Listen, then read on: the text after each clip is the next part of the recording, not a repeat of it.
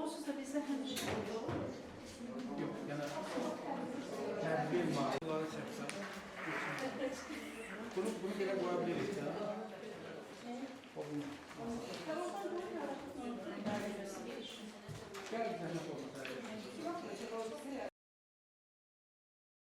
Çox sevinirəm ki, auditoriyamız əsasən xanımlardan ibarətdir. Çünki bizim layihəmizin əsas məqsədi xanımlara, güc xanımlardadır, yəni biznesini qurmaq istəyən xanımlara dəstək verməkdir.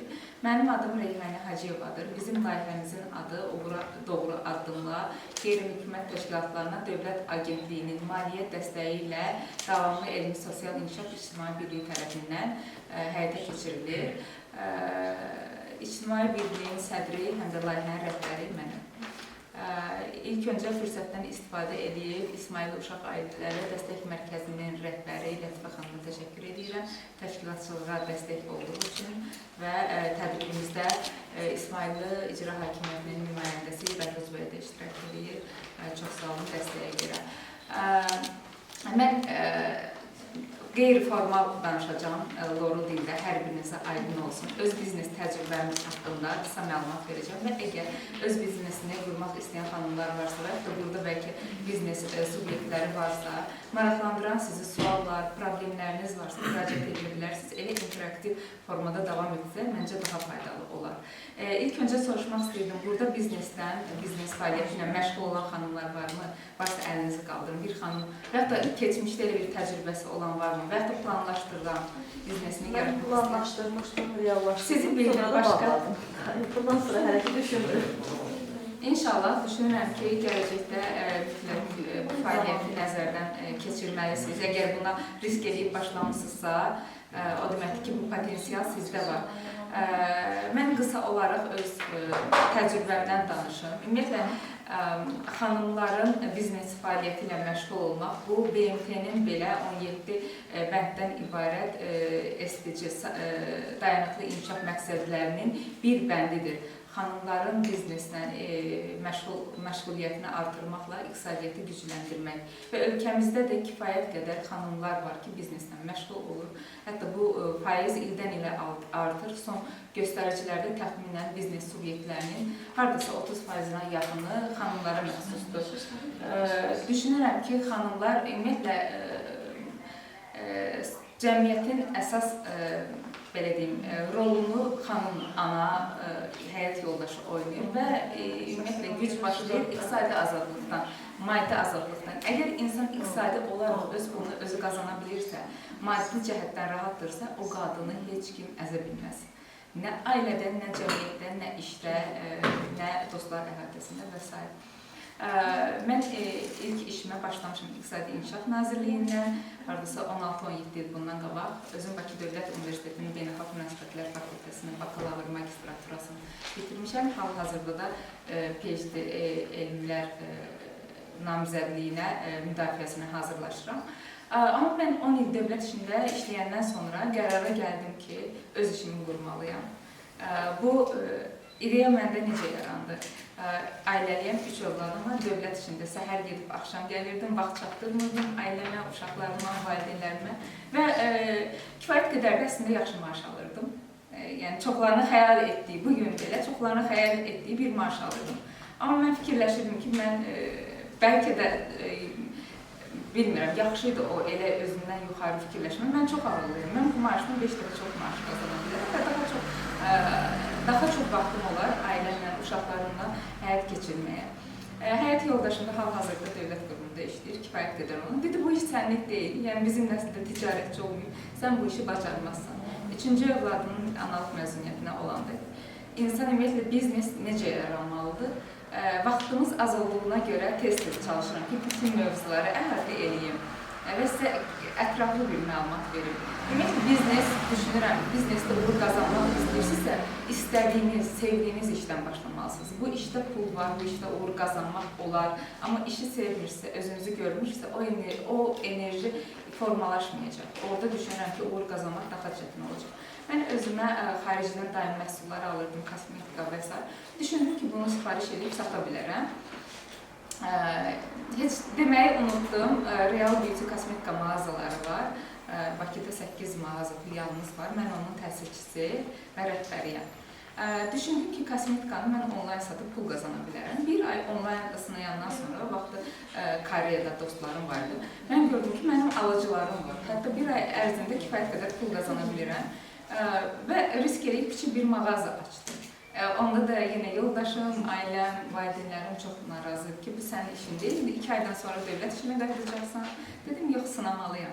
Və bu ilk yeri mağazanı açandan sonra doğrudan da sanki elə bir bütün evrən belə ona mənə kömək eləmək üçün bütün deyilən yox, gəlib belə narahat edəcəklər, vergi belə sıxacaq, o belə olacaq. Qətiyyən bundan heç biri baş vermir. Və 3-4 ayın ərzində, yəni kifayət qədər yaxşı satışlar eləməyə başladıq. Amma mən dövlət işimə qayıtmalıydım. Dövlət qulluqçusunun əlbəttə ki, biznesdən məşğul olmağı doğru deyil, yəni kommersiya fəaliyyətidir. Və öz bacımın adına eləmişdim biznesi.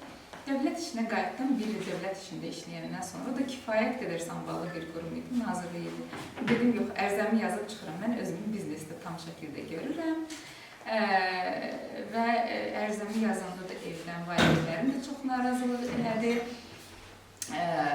Amma risk elədim. Haradasa 6 il bundan qabaq və biznesimi 6 il ərzində çətinliklər oldu, çox elə anlar oldu ki, çox peşmançılıq yarandı.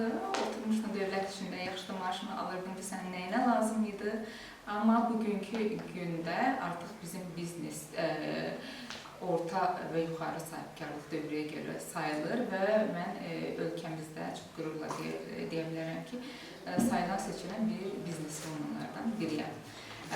Qısa olaraq mən nə tövsiyə edirəm? Əgər biznes sizin də gələcəkdə öz biznesinizi yaratmaq kimi bir ideyanız varsa, ideyanı mütləq beyninizdə öldürməyin. Cəhd edin, maliyyə dəstəyi, hətta çox kiçik bir maliyyə dəstəyi ilə biznesi başlaya bilərsiniz. Heç özünüzü qorxuzmayın ki, bu kənd təsərrüfatı ola bilər. Məsələn, İsmaili rayonda, rayon yerində hansısa bir təsərrüfat məhsulları ola bilər, onun hansısa formada satışına başlaya bilərsiniz. Və ya kimsə bir əl əməyi ilə məşğuldur, hansısa bir toxuculuqla məşğuldursa, indi əsas bu dəqiqə ən asan yolu sosial marketinqdir. Müəyyən elektron platformalarımız var, Yumiko var, indi bilmirəm, İsmail'də mövcuddur ya yox. Instagram var, TikTok var. O üzərindən yaratdığınız maraqlı məhsulları yerləşdirib onun ilk satışına başlaya bilərsiniz. Biznesdə məndən soruşsanız, uğur qazanmaq üçün nə lazımdır? Birinci ideyadır. İdeya doğru olmalıdır. Və siz o ideyanın uğurlu olmasına inanmalısınız. Təbii ki, burada bazar araşdırması da olmalıdır. Bu, sizin yaradacağınız məhsula nə qədər tələbat var, nə qədər onun satılma potensialı var, sizin rəqibləriniz kimdir, rəqiblərinizdən biznes yaratsınız, nə ilə seçiləcəksiniz, rəqiblərinizdən üstünlüyünüz nəyə olacaq, buna KPI deyilir, amma mən loru dildə deyirəm.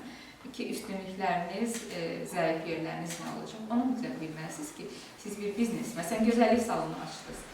Ətrafda sizin gözəllik salonunuzda nə qədər tələbat var? Sizin müştəriləriniz kim olacaq? Sizin rəqibləriniz sağınızda, solunuzda gözəllik salonu varmı? Ondan nə ilə fərqlənəcəksiniz? Gələcəksə, orada daha güləriz personal varsa, daha komfortlu şərait varsa, məncə insanlar o alfa əzəlikləri gedəcək. Ona görə komfort, xidmət daha önəmlidir. İnanırsınız ki, onların hamısını mən araşdırmışam da, nəzərdə də 38-dən çox salon gözəllik salonu. Bəzi məsələlər var ki, amma qorxmuyor, heç vaxt itirməsinə yox, qorxmaq yox. Zaten insanlar qorxusundan öz evində açıq o işlə məşğul olur. Bəzən siz adınız necə olur?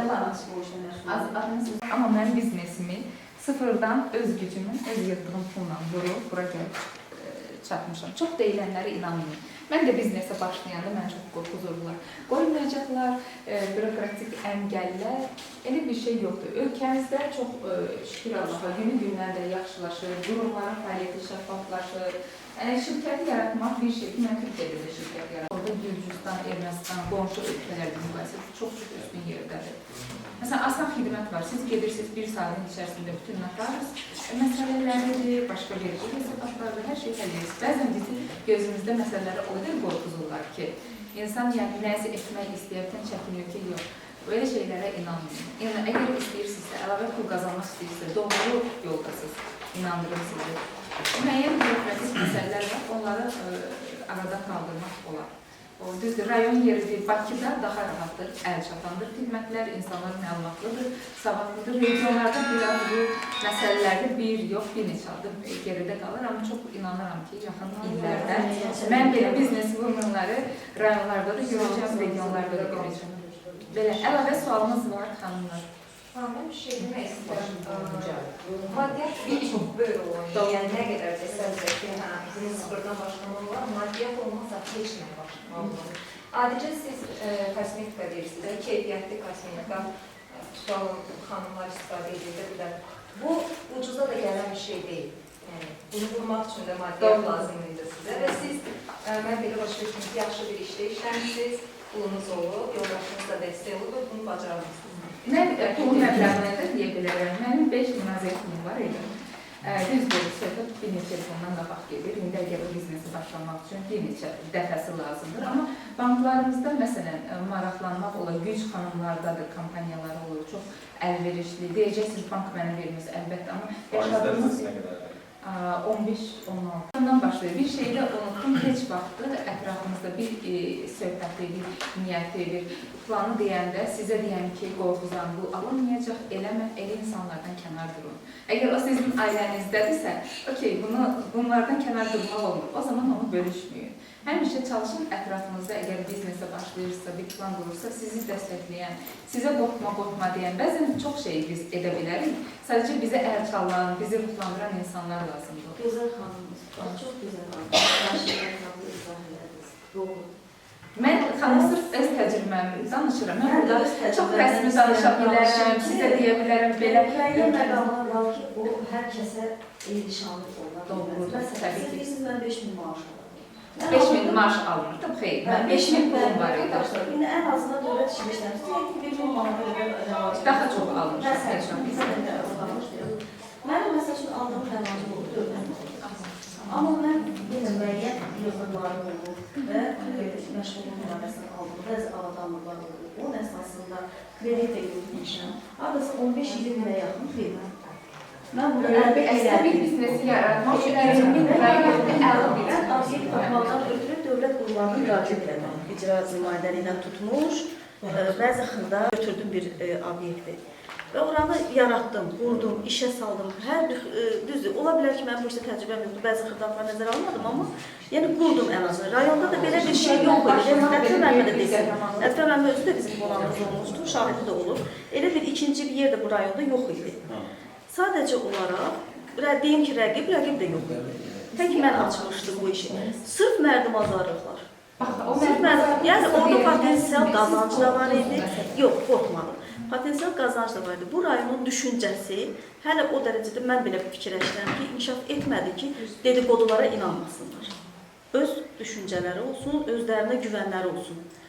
Yəni nə dərəcədə düzgündür ki, xalqın qadınları orada idmanla məşğul olsun, kimsə oturub onları oradan izləsin. Buna inanan şəxsin belə bir şayələrə inanıb da ora gəlmədikdə və mən oradan qazanc əldə edə bilmirəm. Bu banki krediti necə ödəyəcəm? Fitness, üzgüçülük, tutaq sözdən əvvəl bizdə var. İstifadə də edilir.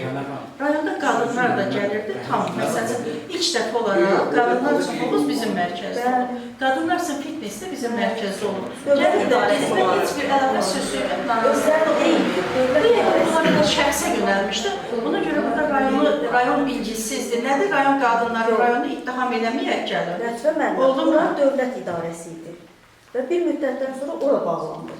Nəzərinizə çatdırım ki, o hissədə... Yox, onu biz nəyə görə bağladıq? Çünki bizə dedilər ki, sırf üzgüçülük üzrə təhsili olan adam işlətməlidir. Çünki orada uşaqlar var. Bizdə daha çox Beysunun əyriliyi ilə bağlı olan uşaqlar, qadınlar gəlirdi. Dedilər, ona görə bu gün də mütəxəssis, sırf o sahə üzrə mütəxəssis, məsələn, komitə dəfələrlə elan edir, o sahə üzrə mütəxəssis yoxdur deyənə dayandırırlar. Bizdə yoxsa hovuzda, fitnessdə günü bu gündə hazırdır. Amma 2 ildən çox işlədik, heç bir söhbət olmadı. Sizdə 2 aydan sonra söz oldusa, buradan gəlin rayonun cəmaatı qınamayaq ki, rayonun cəmaatı dedikoduya xahiş edirəm. Belə söhbətlər yox. Xahiş edirəm, davam edirəm. olan şeyi deyirəm. Əslində mən sizə deyim, bütün biznesə məşğul olan insanların tarixçəsində belə hallar olur. Hətta milyarderlər var Amerikada, Sandra dünyada ən zəngin qadınlardan biridir. Ən zəngin Amazon Jezef bu yaxınlarda toyu oldu. O sıfırdan başlayıb da bir dənə kiçik vaxtda bir kompüterdən başlayıb biznesi. O belə dəfələrlə işi atmaq, onun da eynilə işlədiyi böyük şirkət olub çıxıb deyib. Öz şirkətini yaradacağım, bugünkü gün dünyanın bir nömrəli milyarder insanıdır. Bu biznesin normal gedişatıdır ki, birdən-birə insan konfor zonasından çıxıb ki, mən nəyisə yaradacağım. Nəsə bir müəyyən bir əngəllər olur, bir sınaqlar olur. Sadəcə orada sizdə bilmirəm, hansı bir, bəlkə psixoloji dəstək lazım olur, bəlkə maddi dəstək, bəlkə... Yox, bir şəffaflığı yaratmaq istədim. O olur, məsələn, sizin dediyiniz hallar inanırım Bakıda da var. O sadəcə kamerada, məsələn, kameranın belə administrativ şeyi var ki, orada baxmaq olur, neçə nəfər qoşulub. Eyni şey bizdə var idi, bizim bir əməkdaş olmuşdu, parolu götürmüş.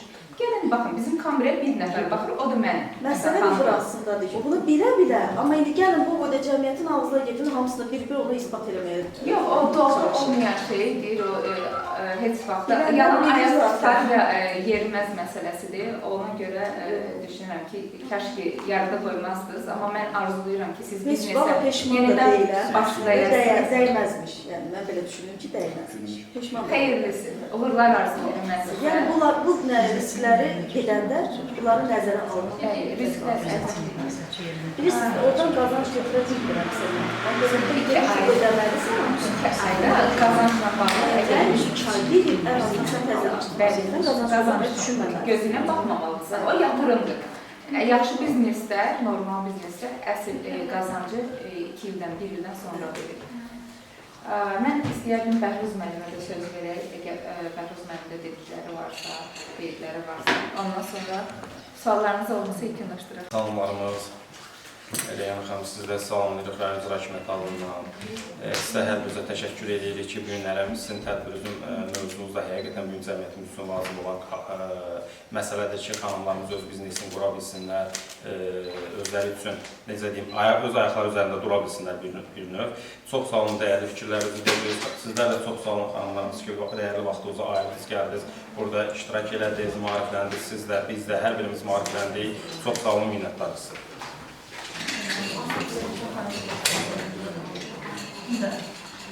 Həqiqətən gözəl bir mövzudur. Mən onu deyim ki, bizim qadın sahibkarlığının inkişafına dəstəklə bağlı 2 layihəmiz olub. Birinci layihəmizdə 16 nəfər bəhrələnib o layihədən öz kiçik biznesini qurmaq üçün. İkincidə isə 44 nəfər qadın bəhrələnib. Amma bu üst-üstə gəldi neçə il təqribi bilmədim, hesablaya bilmədim. Birinci layihəmizdən 1 nəfər qadınımız bu gün də açıb şirniyyat mağazası, şirniyyat sexin çox uğurla işləyir. İkincidə də yanmallarla məşğul olan qadınlarımız var ki, bu gün malqaraların sayı nə qədər artıq. Yəni biz ikinci layihədə qadınlara hardasa bir 22-23 qadına üzr istəyirəm, yanı balalı inək və onun üçün 1 illik ot almaq üçün pul vəsait ayırmışdı. Yəni xeyli qadın o malqara ilə bağlı layihəsini yaradır, amma bir qadınımız da tikiş sexi açıb və bu gün ətrafına 3-4 nəfəri də toplayıb, yəni onu inkişaf etdirmək fikrindədir. Yəni belə, indi ola bilər ki, bu 2 nəfər, 3 nəfər bizə çox az görünsün, amma gəlin fikirləşək ki, bir qazan üstündə də bir balaca maya vurursan. Əminəm ki, vaxt keçdikcə bu qadın sahibkarlığın artacaq. Vüsalə xanım da əminəm, mən inanıram ki, Vüsalə xanımın çox böyük istəyi var o sahəyə. O sahəni olmasa da başqa bir sahədə gücü sığmayacaq. Bəlkə növbəti görüşlərimizin birində Vüsalə xanım da sahibkar xanım kimi öz fikirlərini bölüşəcək. Çünki nəzərə alaq ki, o şəhid ailəsidir, onun həyat yoldaşı, indi xanımlar siz tanımırdınız, bütün rayonun tanıdığı, çox hörmətli, gözəl bir insan idi, baş leytenant idi. 44 günlük döyüşlərimizdə şəhid oldu, məkanı cənnət olsun. Çox son dərəcə gözəl bir insan idi, son dərəcə gözəl bir ailənin övladı idi. Əmindir ki, gələn tədbirlərimizdə Vüsalə xanım sahibkar bir xanım kimi çıxış edəcək. Burada tibb işçilərimiz də var. Bizim rayonda özəl tibb müəssisəsi bir dənədir və əminəm ki, ikincini elə bizim bu xanımlar açacaqlar. İnşallah orada da özəllərdə daha xidmət, daha gözəl olacaq. Biz də hər birimiz sevə-sevə ondan yararlanacaq, həm də sevərək ünvana gedəcək ki, bu obyektdə açan, bu buranın sahibəsi, sahib deyil, sahibəsi var. Mən bu mənada hər birinizə həqiqətən gözəl bir söz danışdı ki, uşaqlarıma mən ömrü boyu 9-dan 6-ya qədər olan işdə işləmişəm. İnanın ki, bugün etiraf edeyim ki, nə övladlarımdan doymamışam, nə nəvələrimdən. Yəni, həqiqətən bu çox, vallahi. İndi də yadıma düşəndə kövrəlirəm, bilmirəm ki, mənim uşaqlarım harada böyüdü, nəvələrim bir də gördüm artıq tələbə olub, harada böyüdü, harada neynədi bilmədim. Yəni, doğrudan 9-dan 6-ya kimi iş bizi ailəmizdən alır.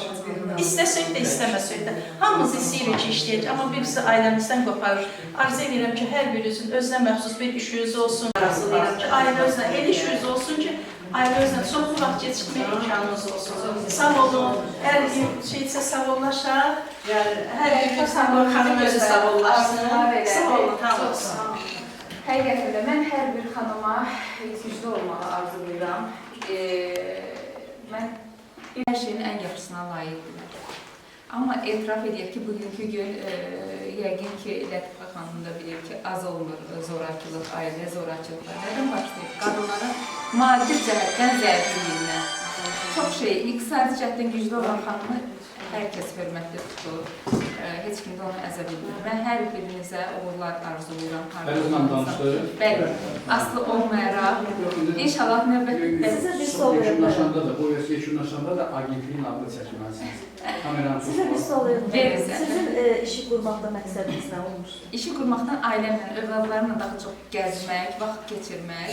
Mənim birinci, bu biraz ola bilər suallar yaran, birinci övladımız bizim çox gec oldu. Yəni, belə deyim də, övladımı belə əziz xələt yoxladı. O, işimdə çox, yəni, belə deyim, hal-hazırda nazirdə həmin şəxs, o mənim şöbə müdürüydü, çox ciddi rejimli bir işim var idi.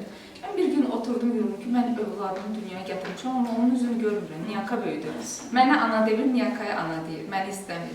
Saat 10-da evə gedirəm, amma mənim perspektivim var. Bəlkə gələcəkdə mən də nə vaxtsa nazir mavini oluram, nazir olaram. Amma oturdum ki, yox, artıq tamam mənim. Gözəl xanımız, amma mən qərara gəldim ki, öz biznesimi qurum. Mən məsələn, bugün olur ki, aylarla üzərində dura bilmirəm, kameralarla idarə edirəm, mənim ofisim var, əməkdaşlarım var, sistem əlimin altındadır, satışları görürəm, sifarişləri görürəm, onlayn formada əlavə edirəm və mənə özümə şükür bugün bəs edəcək bir maddi təminatı var biznesim sayəsində. Gözəl xanım, amma mənim o işi məqsədini qurmaqda məqsədi, mənim yoldaşım Lətifə məndə bəyaxlı olurlar, çox gözəl insanlar, bu rayon üçün çox gözəl işlər görür, nə mənada? Təhsil baxımından, elə uşaqlar var ki, bugün də uşaqlar yenə artıq bir ailə sahibidirlər, onlar ailə başçılarıdır. Mənə görəndə, təbii ki, Fahmi müəllim şəhid olandan sonra mən onlarla qarşılaşmışam. O insanın sayəsində biz evimizdə çörək aparırıq.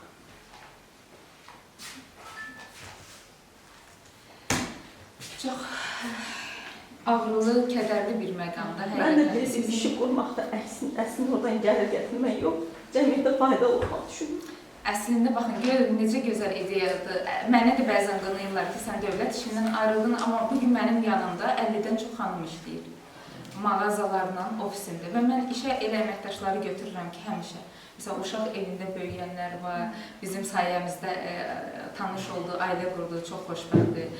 İşini, məsələn, tibb bacısıydı, o da atasız uşaq idi, elə İsmaildan idi. Onun da atası müharibədə həlak olmuşdu, Xəyalə, anası da. İki bacıdır var, birinin adı Xəyalə. Tanıyarsınız Risk-Əski? Yox, birinci Qarabağ. Tanıyarım, atasının adını. O, məsələn, bizim tibb texnikumumuzu bitirmişdi, cərrahiyyəni. Mən də gəl başda bizdə, satıcılıqla başda. Bizdən də tanış olur, həkimin yanında getdi köməkçi olaraq işləməyə. Mən də fayda verirəm, əlbəttə ki, bu nüanslar da başa düşürəm, yəni çox gözəl bir niyyətdir. Zamanımızda sağlamlığında problem yekunlaşdırmaq vaxtı gəlib çatdı. Tədbirimiz Davamlı Elmi Sosial İnkişaf İctimai Birliyi tərəfindən Azərbaycan Respublikasının qeyri-hökumət təşkilatlarına Dövlət Dəstəyi Agentliyinin maddi yardımı ilə həyata keçirilir. Xanım biznesini qurmaq istəyən xanımlara təlimlər vasitəsilə dəstək olmaq. Mən kontaktımı da kim istəyirsə, təəssüflər ki, vizit kartım üzərində deyil, amma nömrəmi kimsə istəyirsə, bəlkə Bakıya gəlib iş axtararsa, biz hansısa nəzərdən keçirə bilərik. Və yaxud da kosmetika, gözəllik sahəsində biznes qurmaq istəyirsə, fərqi yoxdur əslində, başqa sahələr də ola bilər. Məsləhətləşmək istəyirsə, mənim telefonum açıqdır, mən o dəstəyi sizə göstərə bilərəm. Mənim Bəhruz müəllimlə var, xanım da